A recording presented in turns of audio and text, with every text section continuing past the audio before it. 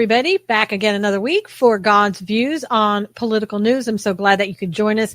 I hope everyone had a great Veterans Day holiday. Bill, did you do anything special over the weekend for the holiday? Over the weekend, for the holiday, no. I sat on the couch and was a slug, pretty much.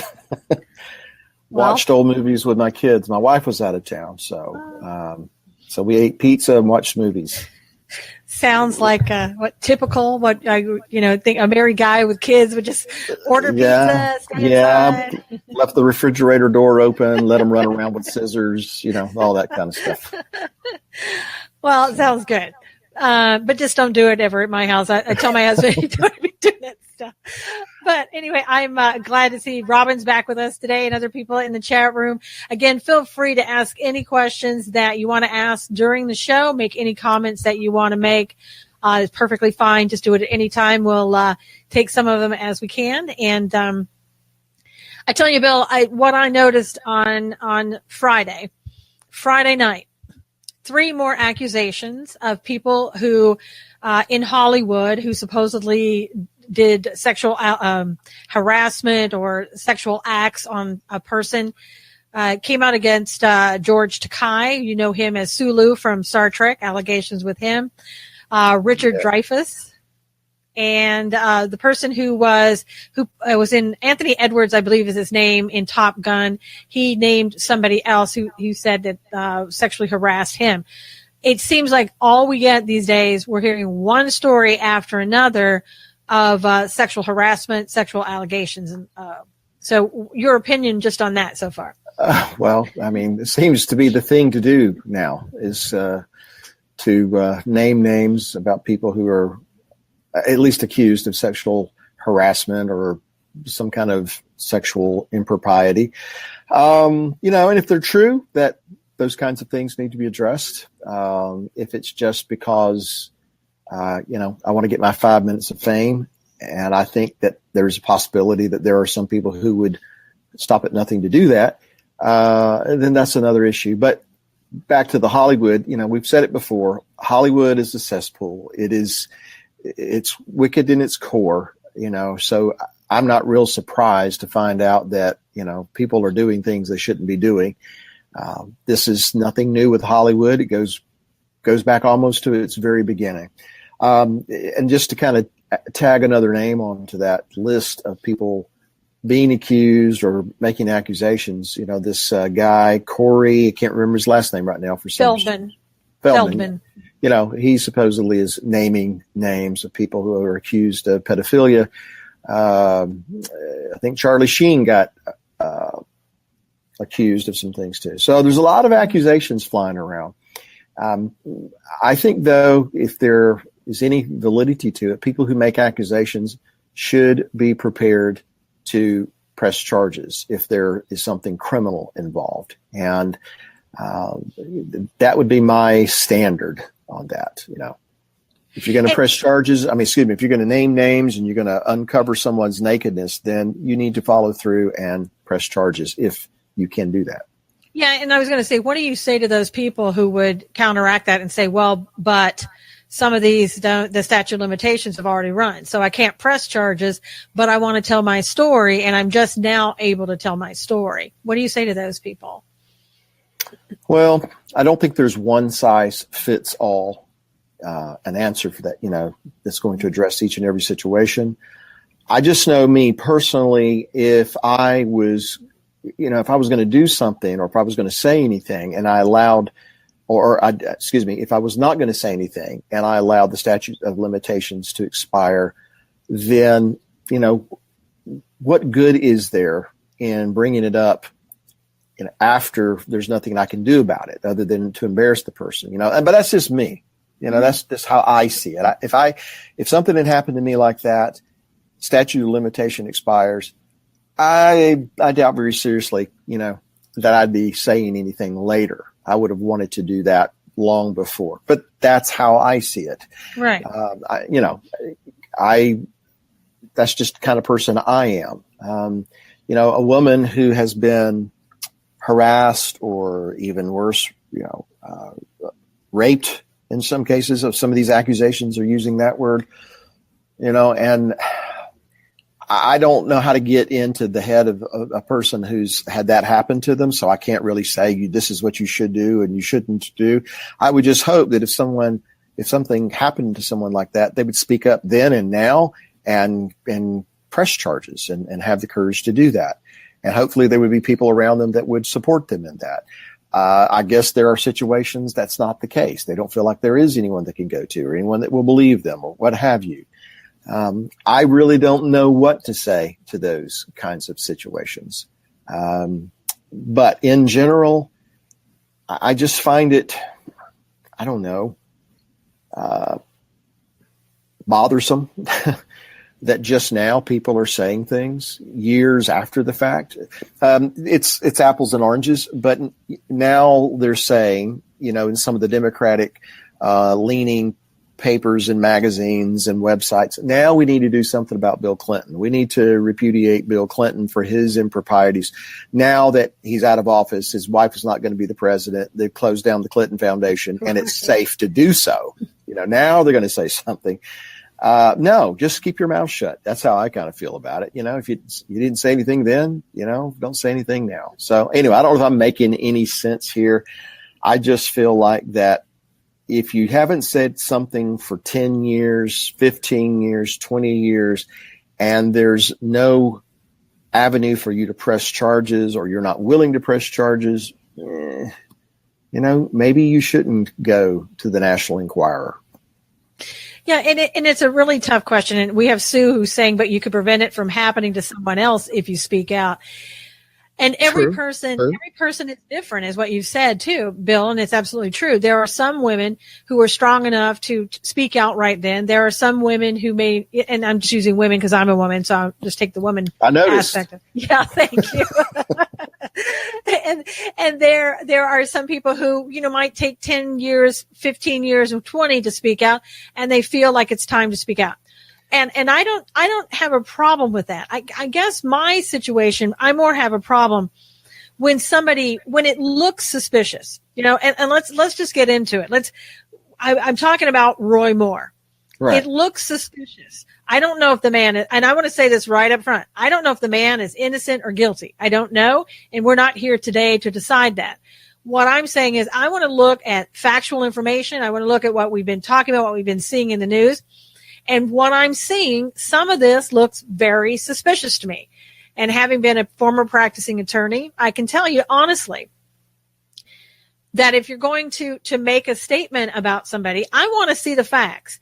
I want to have every side come out and say, this is what happened. Here are my witnesses. This is that, they saw this, they can back my statement up, whatever. I also want to know things because it goes towards the credibility of the person who's giving the statement.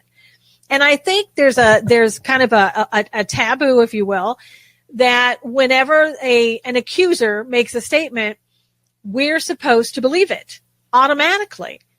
And for example, I can remember back in the 70s and the 80s, if a woman said a man raped her, that was it. You were supposed to say, that's done. He had raped her. We're done.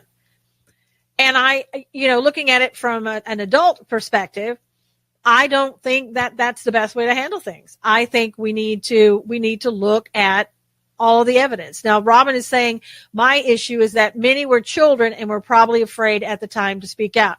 That's true. And I absolutely agree with that. I do too. And, that's why I say there's no one size fits all for these kinds of situations. Every situation's unique. I'm just saying, me, Bill, I probably wouldn't say anything after 20 years or 30 years. If I've dealt with it that long, however I've dealt with it, I would just continue on. But, not everybody thinks the way that I think in that.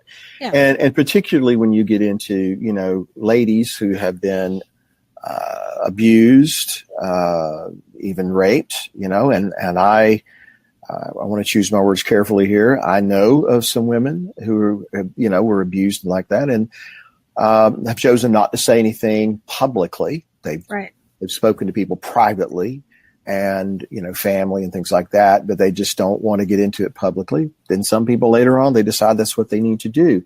So I agree with what was stated. These, at the time, they were allegedly, if this, actually did happen, they were children, probably were scared, intimidated, all the things, and didn't know what to do with it. All right. So that being said, let's get to the issue of what you just brought up. An accusation doesn't mean it's true. I mean, an accusation does not equate to reality necessarily. It can be, but it doesn't automatically do that. And so biblically speaking, we'll address it from that point, seeing that our laws are supposed to be based on those biblical principles. Right. The scripture makes it very clear. Everything has to be established by 2 or more witnesses. Now, a couple of things. Those witnesses need to be speaking in agreement, and those witnesses' testimony needs to be verifiable. So, because you remember a few years ago when the lacrosse team in North Carolina, I forgot what the particular university, maybe it was the University of North Carolina, there were accusations made. They were placed on trial. Come to find out, there was absolutely no truth to it at all. Yeah. So an accusation does not constitute proof. The Bible says that everything has to be established by 2 or more witnesses. Those witnesses have to agree. They have to be saying the same thing, and it has to be verifiable. And if that's the case, then, what needs to happen should happen. So I'm with you. There needs to be more than just accusations flying around. There needs to be some evidence, and it needs to be investigated. So that's why I go back to my earlier statement. If you're going to make an accusation, if it's possible to do, press charges. And if you can't press criminal charges, then take it to civil court and pursue it that way. And Sue is saying, and children are threatened by these people. I know people it's happened to, she said, and they are scared. And that's absolutely the truth. And that happens a lot with children. And children are told, if you say anything, I'll hurt your parents, I'll hurt you, or hurt your brothers and sisters. And that's an entirely different thing. I think what bothers me, Bill, in what we've heard recently with Roy Moore and with all the people in Hollywood that had accusations against him. Now, and I'm consistent across the board. All these accusations against these people in Hollywood, while I might think, well, maybe, I'm not condemning them. And I wouldn't say, yes, you did it, because I don't have any proof. I haven't heard both sides. I haven't seen it, so I'm not going to condemn anybody without the factual information. But I think what bothers me the most is this whole thing with Roy Moore and with all these people in Hollywood. Nobody seems really concerned about the children. When it boils down to it, I don't hear people going to Corey Feldman and saying, oh my gosh, Corey, you're calling these people pedophiles and this happened to you. We're so sorry. We want to get to the bottom of this. Or anybody else that in Hollywood that have children they're supposedly have done things to. Nobody is saying, let's get to the bottom of this and let's get these people because they've harmed children. Suddenly, however, on the Roy Moore side, now we're suddenly concerned about children, and I'm not buying it. It's political. Well, not from some of the people who are most vocal about it. I'm not referring to the ladies bringing these accusations. No. I'm talking about all of the other people jumping on the bandwagon. Right. Well, let's go back to something here. The accusations are disturbing, to say the least. Yes. And, there's so many accusations at this point. That means that either there's really something to it, or there is a concerted effort to smear the guy and to bring him down. Now, here's what troubles me about the whole Roy Moore thing, beyond the accusations, is the timing and people who are involved with it, like Gloria Allred. I mean, look, whatever this lady may have happened to her, she's entitled to say what she wants to say about it. But if you want to seem credible, don't go to Gloria Allred. I know. I mean, that just, I don't know. That just kind of smacks of, It's a political move. Right. It's being a political move. So, right. And I'm trying to walk a minefield here because, there's a very real possibility this guy, was involved with something. And, right. and if he was, I hope it comes out. I do too. If he was, I hope it comes out. I hope it's verifiable, and if he did something, then as a believer, he needs to say, yeah, I did this, I repent of this, and that he means to make restitution, and then obviously step down from like being a candidate, or if he gets elected, from being a senator. On the other side of that, though, the folks that are, with the Washington Post and in the different news media, the ones that are casting stones, if he's innocent of these charges, then those people casting stones better watch out, because God's justice works this way.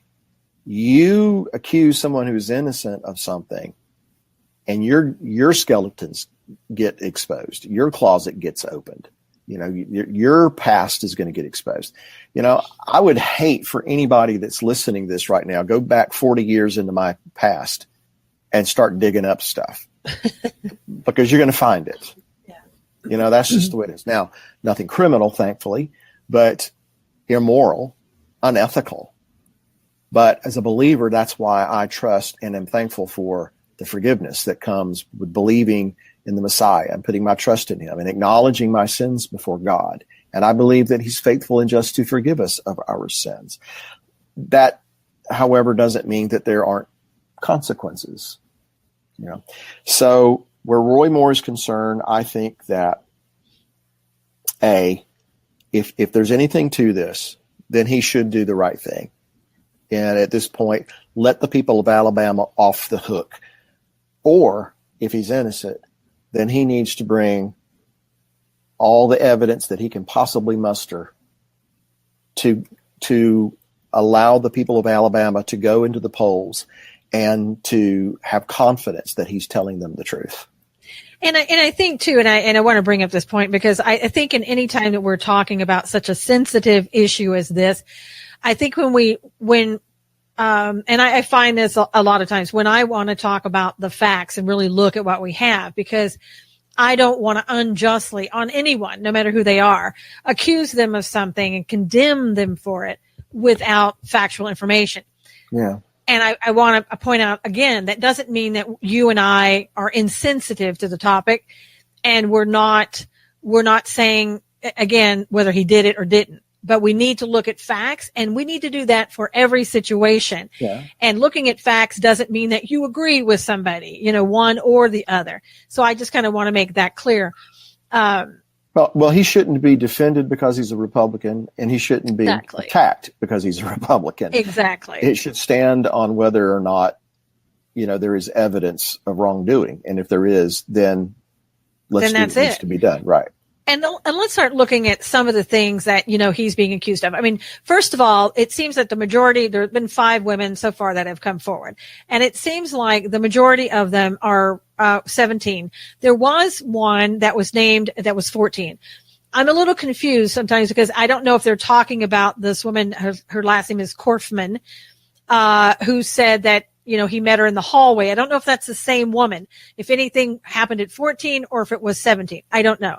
For me, in my mind, if something is proven against you at 14, you're done with me, right? If there's factual information, you did something to a 14-year-old. If you kissed a 14-year-old, in my opinion, on the lips, and you're a 30-something-year-old man, you're done. And that's just me. Because I think it's criminal. I think it's child abuse. And I don't know if the courts would agree with me, but that's the way I view it. In Alabama, in 1979, and it still may be true today, the age of consent was 16. And all of the women who are 17 years old are not claiming anything that he did illegally, meaning that he didn't rape them. He didn't, assault them in that way. Now, they are saying sexual harassment, allegations of him grabbing them and doing things, of that nature. But does that make it any different of the fact that if you're 17, and the age of consent is 16, does it make it any different in people's minds? Well, I mean, I guess looking at it from a criminal point of view, it makes a difference. But looking at it as a believer, Yes. And that to me, and I hope this doesn't come out wrong, that's the more important issue. It's not whether or not we break man's laws. What's more important is, are we breaking God's laws? And this is where, if I was in Alabama, if I was a voter in Alabama, I'd be in a little bit of a conundrum here, because on one hand, I want to know that the person I'm going to cast a vote for, when they tell me something, that I can believe them, at least hopefully, and that they don't have an eye for, young girls. Because I'm like you, if some grown man kissed a 14-year-old girl, on the forehead or the cheek, that's, that's no big deal. But I mean, if it was, a romantic type kiss, then the guy's a perv. Yeah. He's got problems. Right. And he certainly doesn't need to be a U.S. senator. But just getting into the moral issue, if he's had problems like this in the past, where he might have done something, I don't know if he was claiming to be a Christian then or not. Right. And if he claims to be a Christian now, and to be fair to the man, he certainly endured a lot of abuse and attacks when he refused or resisted removing the 10 Commandments from his courtroom. Right. You would think that a weak Christian would just kind of fold under the pressure, So I guess what I'm trying to say here is, Susan, there's criminal law, there's those things. Right. And then we make mistakes. We do things that we shouldn't have done, but we turn from that. We repent of that, and we start down a new path. Who am I to condemn someone who has done something in times past, maybe not so good, but now has turned from that? And I'm talking about the 17-year-olds that you were referring to, not the 14-year-old. Okay. So, I guess I'm just not ready to condemn the man for things like that. I'm back to, if he's guilty, then there needs to be evidence. There needs to be witnesses who can bring forth evidence. It needs to be verifiable. And if he's guilty, he's guilty. If they're unable to do that, unwilling to do that, then we're just kind of stuck in this he said, she said, quite frankly. Right. And again, this woman that we were just talking about, Korfman, I think is her last name, 17 years old. There's some things that have come up about her. She had said in one of her statements that he used to call her in her bedroom and she would talk to him on her phone. The mom recently came out. She's, I think, 71. She said there was no phone in her bedroom. Okay. Could be a factual statement that she forgot. There wasn't a phone in there. Maybe she dragged the phone in there. I don't know. The other things are, and these don't bother me as credibility, but the fact that she was divorced several times, she filed bankruptcies a couple of times. To me, again, that doesn't go towards credibility. Now, here's what does in my mind: the fact that she's had several misdemeanors against her, and this is even more important, that she has accused several pastors of making sexual advances towards her. I want to know, is that true? Did they do that? Does she have a tendency to make things up? I think those things are important towards her credibility.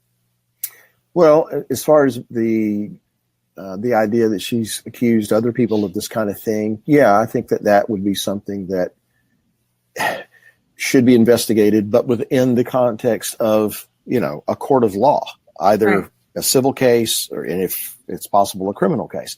Those kinds of things need to be addressed because the man's life is on the line in a manner of speaking. Maybe not his, actual physical being, but his name, his reputation, his family, his everything that he is supposedly stood for.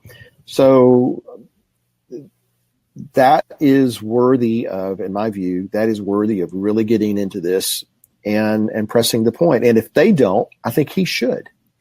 Yeah. Well, and let me just tell you, there's more. The person that came out yesterday, the woman that claims that he wrote in her yearbook, he took her around to the back of the restaurant and did things to her, meaning that he grabbed her head and tried to get her to do something. She refused, and that apparently was the end of it there. But I want to go over some of the things. I want to go over. First of all, this was something that was written in the yearbook, and I'm having problems with it because I don't understand it. It says, "To a sweeter, more beautiful girl, I could not say Merry Christmas." And it was written Christmas 1977, Love Roy Moore, DA 122277, Old Hickory House. If you said, "I could not say Merry Christmas to a sweeter, more beautiful girl," I get that. I understand that sentence. But when it reads, "To a sweeter, more beautiful girl, I could not say Merry Christmas," I don't get that. That doesn't make sense to me logically, and the train of thought doesn't make sense to me. She claims that this happened behind a restaurant called Old Hickory. Now, there's a person who is an author by the name of Thomas Wichter who looked at everything, and he feels that this whole yearbook with the writing and the signature is all a fake. And let me just tell you what he says. He says in the 1977, where he wrote 1977, or allegedly that was supposed to be Roy Moore, there's two places where 1977 was written, and the sevens look completely different. And if you go and you look at it, if that's supposed to be the original copy, I'd have to agree with him. The sevens look totally different. Also, it looks like to him, he said, that the 122277 and Old Hickory House were written by two different people, just like it looks like two different handwritings to him. He said the R and the Y in Roy weren't written by the same person, in his opinion. And then one of the signatures looks like his signature as Chief Justice that he does now, and the other one doesn't look like what he writes now. So he doesn't know if it was the same or not. He's also saying that the restaurant there in the yearbook, it says Old Hickory Restaurant or Old Hickory House. The old is spelled OLDE. And he's saying it was never called OLDE, but OLD. So that was an improper spelling, or somebody made it up or whatever. And he also said that at the time, Roy Moore, if he did write it, he put down that he was a DA, and he wasn't a DA. He was a deputy DA. Now, again, this is somebody's opinion, somebody who's an author saying that information, but it goes towards the credibility of a situation that, we're being faced with. Well, we're back to, without anyone pressing charges or filing suit, we're back to he said, she said. Right. And that biblically is not enough to constitute guilt or innocence. It's just an accusation. So again, we're kind of left who we're going to go with. Is it possible that he did these things? Yeah, it's possible he did these things. I mean, there's enough people saying things that makes you think, wow, maybe there's something to this. But then on the other side, is it possible that there is people conspiring, or trying to exploit things that maybe weren't that big of a deal to people, but now it's a big deal because there's money involved, and Gloria Allred's involved, and John McCain and Mitch McConnell and all these other people are calling for him to step down. Of course, they haven't said anything about Menendez. They haven't said anything about a lot of other situations. And they were definitely very much against him getting into this position. I can go either way on this. Yeah. So, but that's why everything has to be established with two or more witnesses speaking the same thing and in a verifiable way. The bottom line with me, where Roy Moore is concerned as a person, not advocating guilt or innocence, don't know, have no idea. But the bottom line is, for me,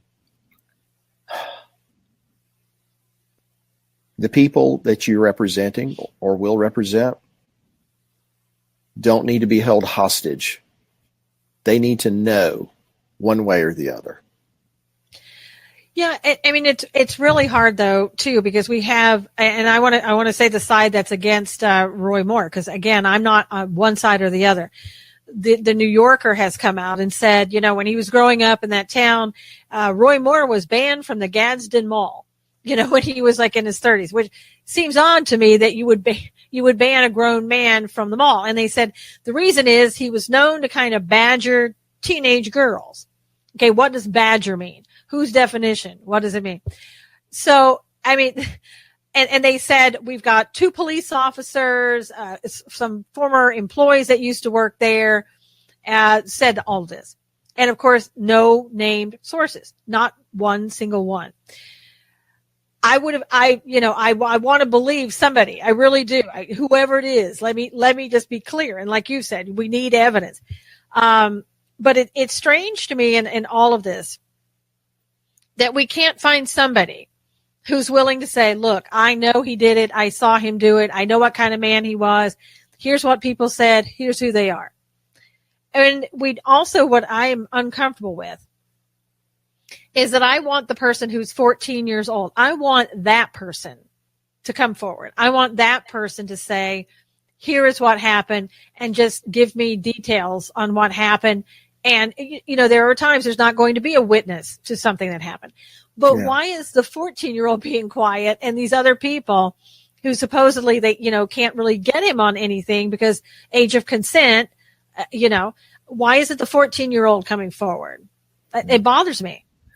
Well, the whole thing bothers me. And guess what's the most bothersome about it is because we can talk and talk and talk and talk, but until there's evidence presented and it's verifiable evidence, we're going to be, you're going to have to pick a side, and you're not really, and you don't know who's really telling the truth. But the problem is we're already seeing the fallout. Mitch McConnell immediately, okay, you need to step aside. I believe them. It's enough for me. Get out. John McCain, before anything was even we got this far, John McCain's like, I don't even care if it happened or not. You should get out. So John McCain, it didn't matter if he was innocent or guilty, just get out. So in other words, just because an accusation is brought, you should get out. Right. So maybe should we accuse John McCain of something? And people have, and he didn't get out. So I know. I just meant that I was kidding. I was just. But there were accusations against John McCain before, and he didn't leave, in the Senate, so that would be totally unfair for me looking at anybody, because anybody could accuse you of anything. Right. No, I don't agree with that. Obviously, I don't think anyone should, whether it's Roy Moore or anyone else for that matter, just because somebody accuses you of something doesn't mean you're supposed to quit what you're doing. Right. And particularly if you know that, no, I'm not guilty of this. I mean, that gets into, well, it's like, what was it, Mitt Romney saying he's not fit for office or something like that? Right. Because this isn't about a court of law or something like that, but it's just, this is politics and he's not fit for office. And I'm thinking, well, gosh, Mitt, they were accusing you of a lot of stuff when you were running for president. So you stuck it out. An accusation does not constitute guilt, biblically speaking. It might in the court of public opinion, but it doesn't scripturally. Well, and while this is different by a long way, remember Mitt Romney was accused of putting his dog on the top of the car and riding with his dog on top of the car, in a container, but on the top of the car, which back then wasn't illegal to do. Today, you would be pulled over, fined, and as you should, and everything else. I'm just saying, he potentially broke the law by that, if you're looking at today's standards. And yet it was, he didn't get out because of that. Now, he wasn't accused of raping anyone or sexual allegations, as again, I'm saying it's totally different. But I'm also seeing fallout in other ways. Here's Sean Hannity, who had Roy Moore on his show. And that alone was enough for Media Matters, who doesn't like Sean Hannity anyway, to come out and tell the advertisers, you need to pull all of your ads off of his show. And we had 2 that did it right away. Keurig was one, and Realtor.com, just by the mere fact that you invited a man who's being accused to come on the show and tell his story. Well, I guess they're entitled to spend their advertising dollars where they want to, but as long as they understand that people who don't appreciate what they've done have the right to spend their dollars where they want to. I mean, that's just the way it works, you know. Is it just for people to make a decision because of, you know, somebody doesn't like someone? No. But, I mean, Keurig can do whatever they want to, I guess, with their dollars. And people can continue to throw their Keurig machines off the balcony or, you know, blow them up or not buy them. Yeah, well, Keurig saw the light and they came back, so. Oh, they have come back now. They have come back now. So they saw the light. Oh, okay. Well, I did not know that. So, yes. Well, see, that's the way it works. Yeah. You know. And other advertisers have pulled their ads. Volvo's one of them. I don't know the others, but maybe like 5 or 6 more have pulled their ads. I guess when I'm looking at it is, I don't know what is there a greater form of censorship than that right there. That you merely have somebody on your show that's been accused of something, and they're saying, we're going to stop you from even thinking like that in the future and doing that in the future. What would be wrong with allowing somebody to tell their story, whether or not you agree with it? Well, no, there's nothing wrong with that, obviously. Yeah. And as I understand it, Sean Hannity didn't defend Roy Moore other than just saying, don't rush to judgment. You know, let all the facts come out first, which that's kind of what we're saying here, you know. But we don't have any sponsors. So anyway, but you know, so where Media Matters is concerned, yeah, they are trying to censor. They're applying pressure to try to censor people. They don't want them saying this. But you know, again, it boils down, for me anyway, it boils down to if Keurig and these other places and Volvo are that scared of their own shadow, you know, or they're already leaning politically in that direction. I mean, it just kind of flushes these things out. It's an attempt to censor, but there's always the repercussions. And that's what, according to what you just said, Keurig found out. There's you make a choice, we make a choice. Personally, I kind of like when they get flushed out. I kind of like to know who's where with things, quite frankly. But yeah, where Media Matters is concerned, I mean, yeah, that's what they're trying to do. They're trying to apply pressure because they want to shut you up. They want to shut me up. They want to shut everyone who has an opposing viewpoint. They want to shut us up. And right now, they can't do it outright. So they have to go to, you know, these kinds of methods. It's just the way it is. You know, and even Sean Hannity, he said the night that he had him on there, he said, if he's guilty, he needs to step down, you know, and if he's not, then go forward. So he was very neutral of that. But I believe that it is one of the new, tactics of the left that they're using to censor people even further. And that is, if we don't like you having a guest that we don't want on your show, if we don't want that person to even be allowed to speak at any forum, which we see all the time with UCLA and different forums, then we're going to shut that down. And that, to me, that's a horrible thing to do. I don't know that we do that with people on the left. You know, the conservatives allow people to speak. We may not agree with them, and we certainly don't have to listen to them. Yeah. But I don't think we would go and say, okay, well, we're going to pull all of our ads because we don't want you to let that person even speak. I think somebody like a Charles Manson, that'd be different. I just think that's a bully. You know, that's what a bully does. And, you know, a bully understands one thing, and that's when you pop him in the mouth. You know, you may win or you may lose the fight, but the bully's going to think twice about it after you popped him in the nose a couple of times. And the way I see it, Media Matters puts pressure. Keurig pulls their ad. People speak out. Keurig gets the idea. You know, this is going to really hurt us. And so they are having second thoughts, according to what you're saying. Mm-hmm.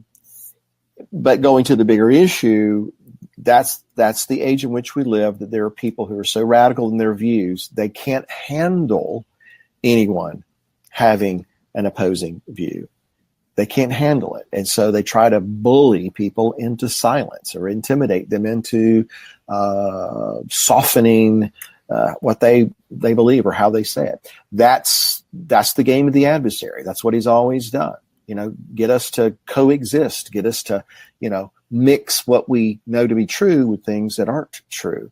And the left is very good at using that tactic to seduce people who are I'm not even talking about the right or conservative. I'm talking about people who are of faith, who tend to be more conservative, to think, well, we don't want to hurt anyone's feelings, and we don't want to, be abrasive, and we want to be relevant. Well, they use that. They exploit that. So we have to take a stand for what's right. And, bringing it back to what we're talking about, if Moore is innocent, then he should be steadfast. He should continue on, and he should plow through this situation. And if he's innocent,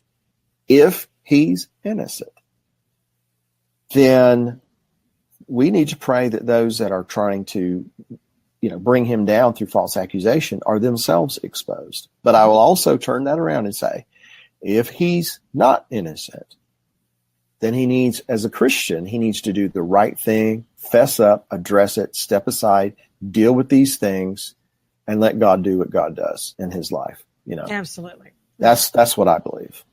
No, and I do too. And again, I would love to believe that the air of people, this disdain, this, oh my God, I can't believe this happened, was genuine when it came to children, that they really did care. And I'm not seeing that. I feel that this is very disingenuous. I think this is absolutely politically motivated, and they don't care about these women or what happened to them as children. And I think that's horrible for them to even to do that they would use people or not think about what these women may have gone through, if this is true, in order so they can get their political agenda done. Well, it's disgusting. That's what they do. It was just like last week we talked about the shooting in Texas. So what did a lot of those people do? They don't care about those people that died. They care about pushing their agenda. And the same is true here. Again, this isn't addressing Roy Moore's innocence or guilt. I don't know. That's the jury's out on that right now. But where some of these people in Washington and in Hollywood coming in and trying to be, take the moral high ground, give me a break. Yeah. Are you kidding me? Whether he's innocent or guilty, that's just so typical of them. Mm-hmm. And this just shows you how far society has gotten down in the slime pits of existence to use things like this for political advantage. It just. Well, and when you consider today at CNN, and I don't usually read CNN articles, but I like to go there and see what they're saying so I can know what they're going to come out with. They're saying that they've talked to 50 plus people who allege that there has been and still is continuing to be sexual harassment on Capitol Hill in Congress. So those people, there may be interns, people that work there have felt that they've been sexually harassed. I guess I'm saying don't throw stones at glass houses, Congress, when you're sitting there talking about Roy Moore, when there are allegations from 50 plus people that you're doing similar stuff. Well, that's kind of what I alluded to earlier when I said, well, let's put it in this way.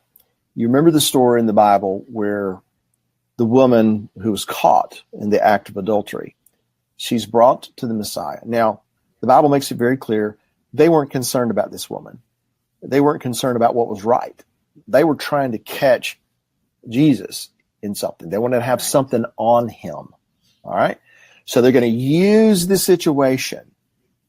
They're going to use this situation and to get something on him. Are you listening to what I'm saying here? Yeah. Okay? Mm-hmm. So now he didn't. They say, Moses says this, that if she's guilty of this, that this needs to happen. And he didn't dispute what the law was.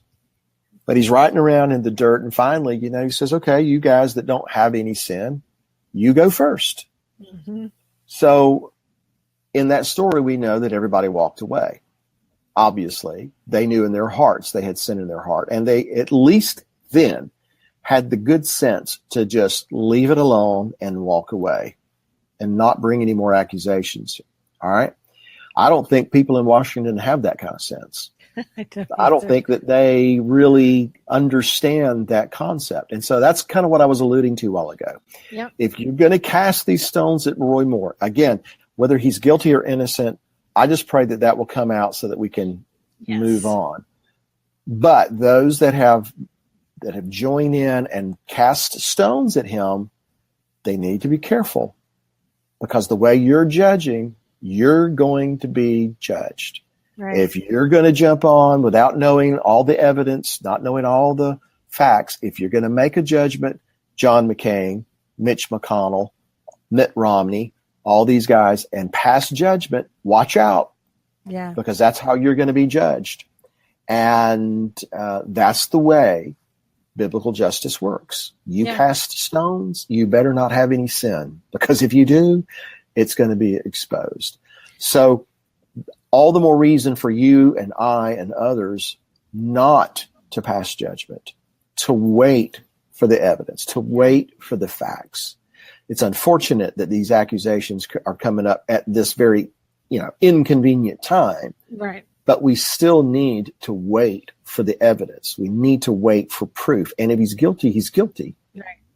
Okay. And I do hope that either the women are vindicated or Roy Moore is vindicated. Whoever, because there needs to be something about this that is concluded, because it is hanging out there for different things that either Roy Moore might pursue in the future or these people might pursue in the future.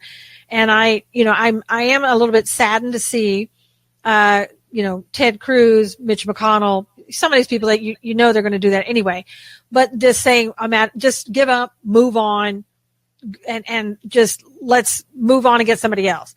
It's not fair to him if it's not true. It's not fair to the people of Alabama who still support him if these allegations aren't true. So, bad situation. Well, which is why I say if he has any way to prove his innocence, he needs to press it. File suits, do whatever he has to do to get it in a court of law. Yeah. So that everything's on record. That's what I think. For the sake of not only him and his family, but for the sake of the people that he wishes to represent in Alabama. Because they need to know, as our senator, innocent or guilty of these charges. Yeah. Yeah. So, I honestly don't think that he's going to press defamation lawsuit with Washington Post. I think he should, but then again, he would have to bring out all these victims and hear that this was all a lie. And that's what you have to kind of prove with a defamation suit. So I don't see him doing that. And I don't see him wanting to, let's say he is innocent or whatever. I wouldn't want to see somebody like that who would want to bring potential victims or somebody that is, for whatever reason feels that they need to say this.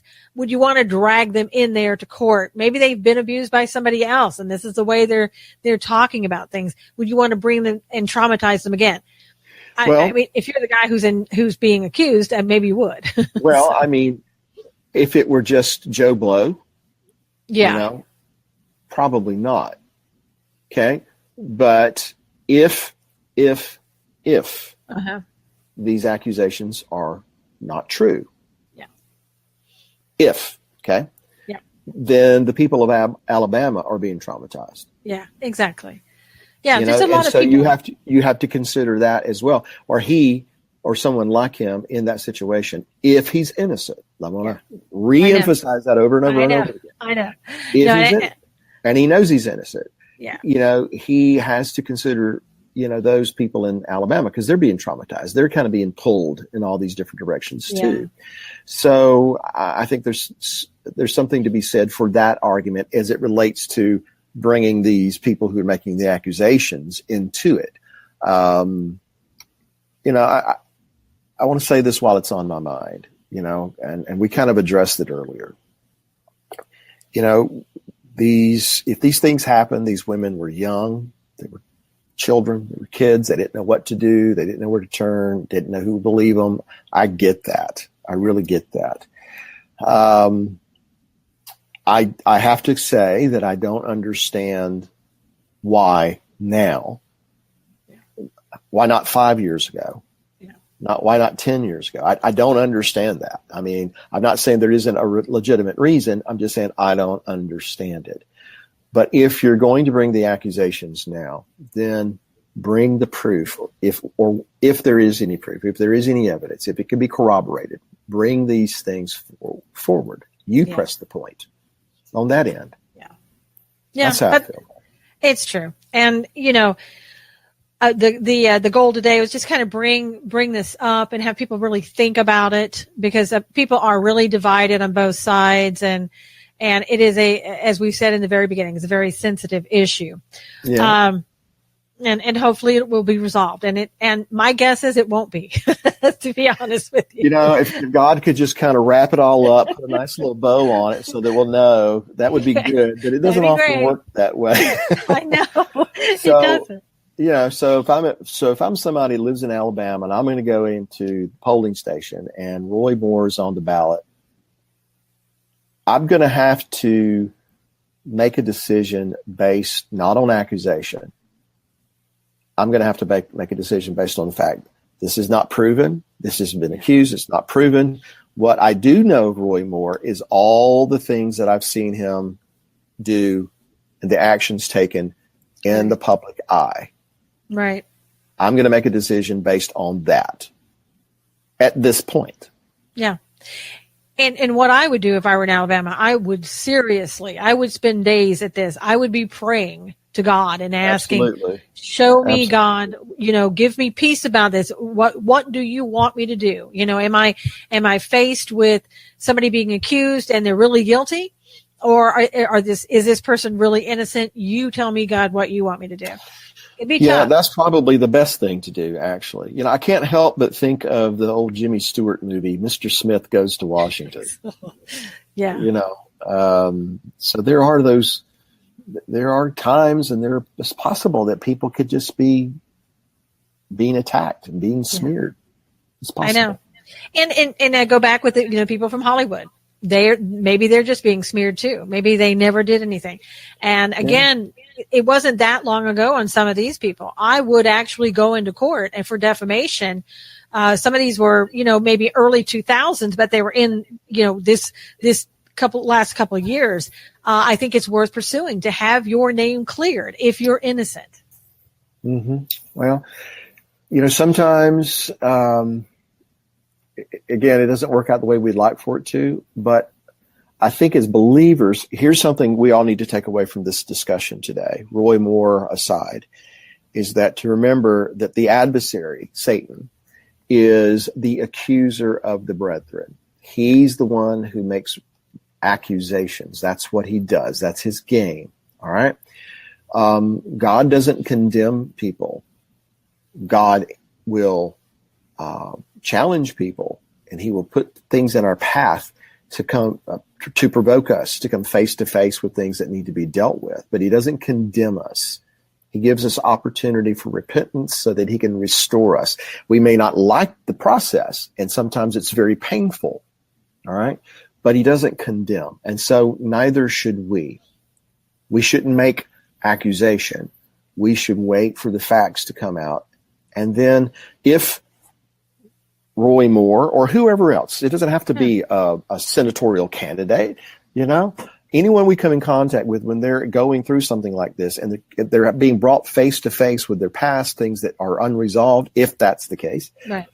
We don't need to condemn them. We need to give them the opportunity to repentance, and if they repent, to restore them. So I think that's really important for us as believers to keep in mind, because it's politically charged, it's emotionally charged, but we need to make decisions based on what does God say about these kinds of situations. And I think what makes this really difficult is what we've brought up before, is that the timing of this is what makes it so suspicious. We're less than a month away from the election, and all of a sudden this comes out. We've seen this before. This was tried with President Trump, and with accusations with women coming forward with him right before the election, and so you really want to believe the accusers, and you want to say, I'm here for you, I support you. But when you have timing issues, when you have Gloria Allred, it taints everything. And then you have to really sit back and say, I really need to take a wait and see approach, because I'm not believing. I've seen this all before. Right. Agreed. I mean, if Gloria Allred's involved, then that doesn't mean that all the other people are, that have brought accusations are not being truthful. Right. I'm just saying, if you're going to team up with Gloria Allred, then you got an uphill battle with me to convince me you're telling me the truth. So, I mean, that's just how I feel about that one.